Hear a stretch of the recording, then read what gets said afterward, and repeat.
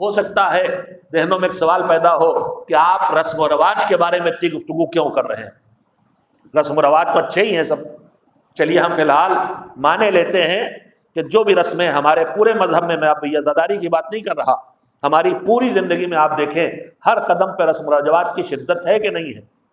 شادی اسلام کی نگاہ میں صرف دو اجنبیوں کو دو لفظوں کے ذریعے جوڑ دینے کا نام ہے، اور اس میں اسلام نے ایک واجب رکھا ہے، ایک مستحب رکھا ہے۔ واجب ہے مہر دینا، مستحب ہے ولیمہ کرنا۔ یعنی مستحب کا مطلب ہی یہ ہے کہ اگر یہ نہیں کر سکتے تو یہ بھی نہ کریں۔ اتنی سادی سی کیفیت شادی کی رکھی ہے۔ اب دو بول سے رشتے جڑ جانا، اور مہر میں بھی کوئی بڑی رقم معین نہیں کی گئی، مستحب ہے کہ 500 درہم کے برابر، 500 درہم جو وزن ہے تقریباً 2.25 گرام، 1 درہم 1250 گرام چاندی مستحب ہے، لیکن کوئی یہ نہیں دے سکتا تو کم ترین پر بھی مہر معین کیا جا سکتا ہے۔ تو کم سے کم مہر پر 2 بول بولتے ہی جس رشتے کو شریعت نے انجام دینے کا ہمیں کی سہولت ہمیں دے دی تھی، آج وہ کتنا بڑا مسئلہ بن گیا۔ بیٹی کسی گھر پیدا ہو جائے تو اسی دن سے فکر مندی شروع ہو جاتی ہے۔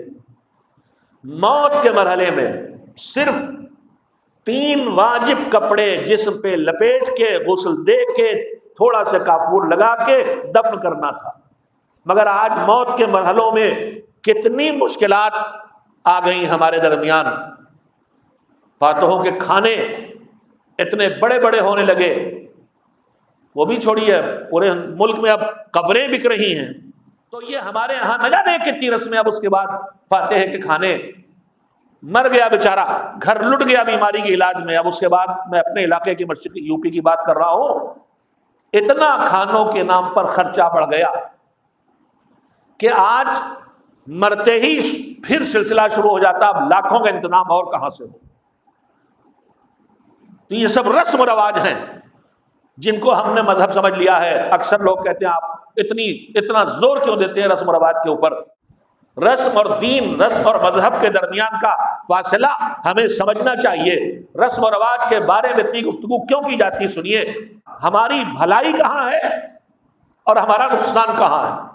ہمارا نقصان دنیا میں، آخرت میں، میرے جسم کو، میری روح کو، میرے معاشرے کو، میری ذات کو، میرے کنبے کو، انسانیت کو، مخلوق کو، دنیا کو، زمین کو، سورج کو، درخت کو، پانی کو، جہاں کہیں نقصان ہے وہاں یا حرام کے ذریعے روکا یا مکروہ کے ذریعے روکا، اور جہاں کہیں فائدہ ہے یا واجب کے ذریعے وہاں تک لایا یا مستحب کر دیا۔ جہاں چھوڑنے میں بڑا نقصان ہو وہاں اس نے کیونکہ واجب کر دیتا ہے، جہاں کرنے میں بہت فائدہ ہو مگر چھوڑنے میں بہت بڑا نقصان نہ ہو وہاں مستحب کر دیتا ہے۔ میں کہنا اس وقت یہ چاہتا ہوں کہ پروردگار عالم نے جو مذہب ہمارے حوالے کیا ہے، اس میں جن نیکیوں کی رہنمائی کی ہے ان کی 2 قسمیں ہیں، کچھ واجبات اور کچھ مستحبات ہیں۔ واجبات اس نے ہم انسانوں میں کمزور ترین کو پیش نظر رکھ کے دیے، وہ کم سے کم جو کر سکتا ہے واجب اتنا کیا۔ ہم انسانوں کو جتنی قوت اور طاقت اور صلاحیت اور کیپیسٹی ملی ہے، بھرپور کیپیسٹی والے کے لیے جتنی کرنے کی گنجائش ہے، مستحبات اس کے پیش نظر رکھے ہیں اللہ نے۔ اور جو مستحبات ہیں پوری طاقت لگا کے بھی ہم سارے مستحبات کو انجام دے ڈالیں، پوری زندگی قابل عمل نہیں دکھائی دیتا، اس لیے کہ واجب ہی نہیں، مستحب ہے۔ میں اس کا نمونہ دیتا ہوں، شب قدر کے جو اعمال ہمارے ہاتھوں میں یہ کتابیں ہیں، تحفۃ العوام اور مفاتیح الجنان جیسی، ان میں جتنے شب قدر کے اعمال لکھے ہیں، کیا آج تک وہ جتنے اعمال اس ایک کتاب میں لکھے ہیں ہم وہ پورے کر سکے؟ میں تو نہیں کر سکا آج تک۔ 100 رکعت نماز بھی پڑھ لوں، دعائیں بھی جو لکھی پڑھ لوں، سورے بھی پڑھ ڈالوں، لیکن کم سے کم ایک چیز چھوٹ جاتی ہے۔ میں آج تک بہرحال سارے اعمال کروں اور انا انزلنا بھی 1000 بار پڑھ ڈالوں، نہیں ہو پاتا۔ آپ میں سے کسی کو توفیق ہوئی ہو تو اللہ اس کے اعمال کو قبول کرے۔ تو ایک شب کے اعمال جو ایک کتاب میں لکھے ہیں وہ ہم نہیں کر پاتے، اور مفاتیح الجنان میں ہر قدم پہ آ گئے محدث قومی نے لکھا کہ اقبال میں جائیے پڑھ لیے والی لمبی دعا وہاں سے پڑھ لیجیے گا، اب یہی جو آپ نے چھوٹی لکھی وہی نہیں پوری پڑھ رہی۔